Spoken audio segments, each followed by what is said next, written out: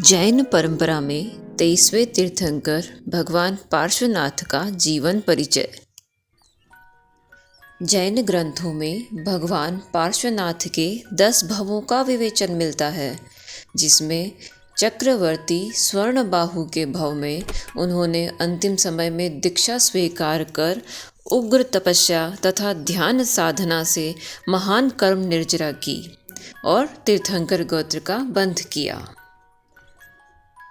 और मुनिवर ने अपना अंत समय निकट देखकर अनशन कर लिया तथा समाधि पूर्वक मरण प्राप्त कर 10वें स्वर्ग के महाप्रभ विमान में सर्वाधिक रिद्धि वाले देव बने।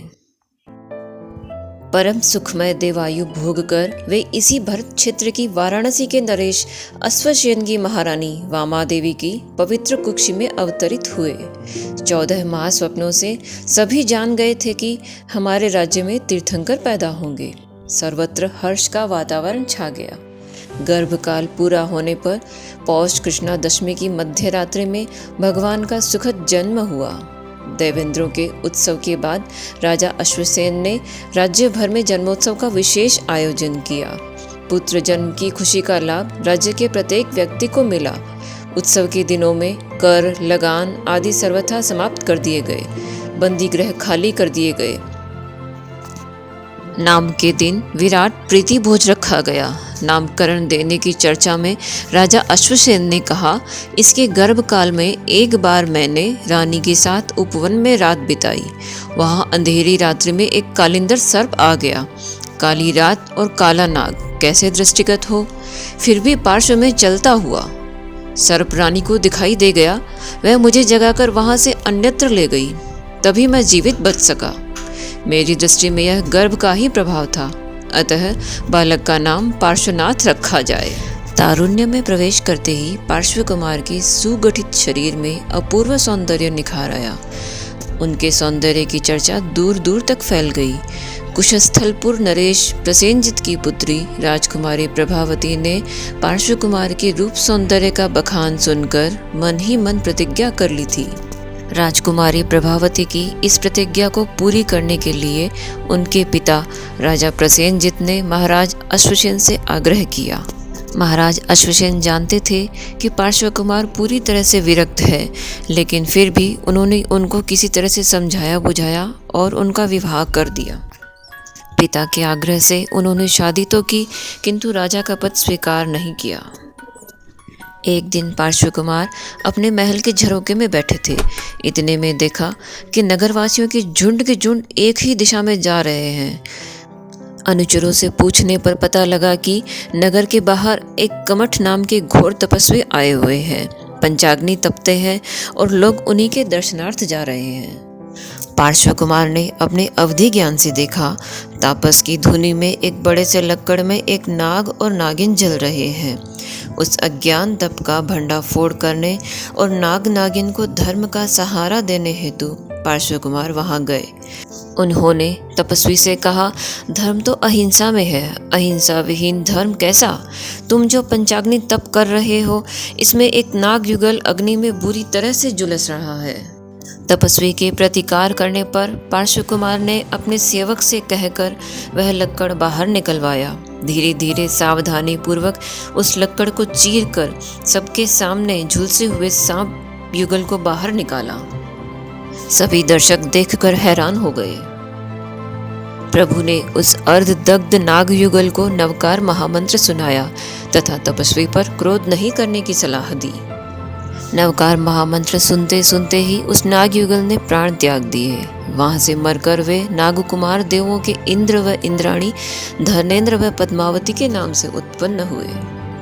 तापस का प्रभाव घट गया, उसका तिरस्कार होने लगा, उसकी निंदा चारों ओर फैल गई। तापस मन ही मन पार्श्व कुमार के प्रति रोष करके अन्य स्थान पर चला गया और घोर तपस्या करने लगा। अंत समय में अनशन करके वहां से मरकर वह भुवनपति देवों में मेघमाली नामक देव के रूप में उत्पन्न हुआ। और इधर भोगावली कर्मों के परिपाक की परिसमाप्ति पर भगवान पार्श्व दीक्षा के लिए उद्यत हुए। लोकांतिक देवों ने आकर उनसे जन कल्याण के लिए निवेदन किया। वर्षी दान देकर पौष कृष्णा एकादशी के दिन भगवान ने 100 व्यक्तियों के साथ वाराणसी के आश्रमपद उद्यान में पंचमुष्टि लोच किया। देव और मनुष्यों की भारी भीड़ के बीच सावध्य योगों का सर्वथा त्याग किया। उस दिन प्रभु के अठम तप यानी तेला किया था।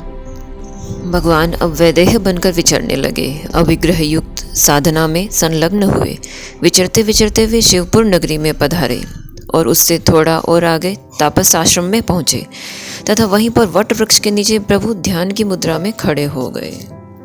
इधर कमठ तापस ने देव होने के बाद अवधि दर्शन से भगवान पार्श्वनाथ को देखा।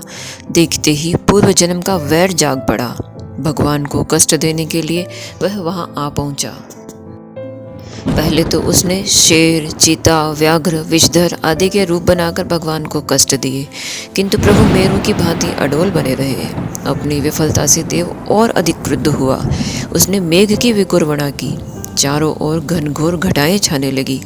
देखते देखते मूसलाधार पानी बरसने लगा।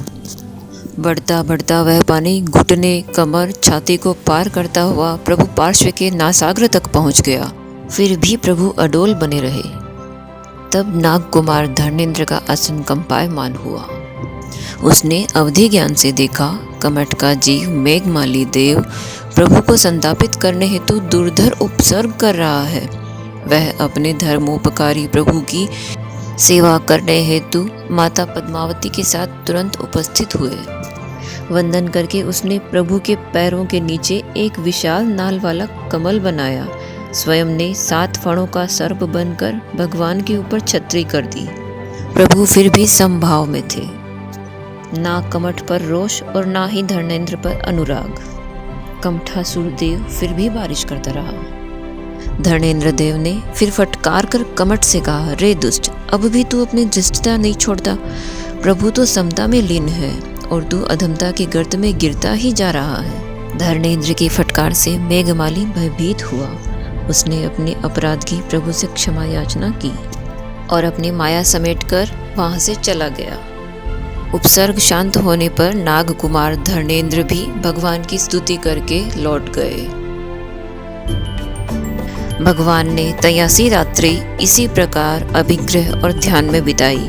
84वें दिन उन्होंने आश्रमपद उद्यान में धातकी वृक्ष के नीचे ध्यान करते हुए क्षपक श्रेणी ली। घातिक कर्मों को क्षय कर केवलत्व को प्राप्त किया। फिर देवेंद्र ने केवल महोत्सव बनाया। समवसरण की रचना की। वाराणसी के हजारों लोग सर्वज्ञ भगवान के दर्शन हेतु आ पहुँचे। प्रभु ने प्रवचन दिया। उनके प्रथम प्रवचन में ही तीर्थ की स्थापना हो गई। अनेक व्यक्तियों ने आगार व अणगार धर्म को स्वीकार किया। विभिन्न प्रदेशों की पद यात्रा करके भगवान ने लाखों लोगों को मार्गदर्शन प्रदान किया। अंत में वाराणसी से आमलकल्पा आदि विभिन्न नगरों में होते हुए प्रभु समेत शिखर जी पधारे। 33 चरम शरीरी मुनियों के साथ अंतिम अनशन किया। 1 मास के अनशन में 4 अघाती कर्मों को क्षय कर निर्वाण को प्राप्त किया। देवों, इंद्रों, मनुष्यों और राजाओं ने मिलकर भगवान के पार्थिव शरीर का अंतिम संस्कार किया। भगवान पार्श्वनाथ के माता पिता तथा महारानी प्रभावती भी दीक्षित हुए। ये सभी कर्म क्षय करके मोक्ष में विराजमान हुए। ओम अरहम।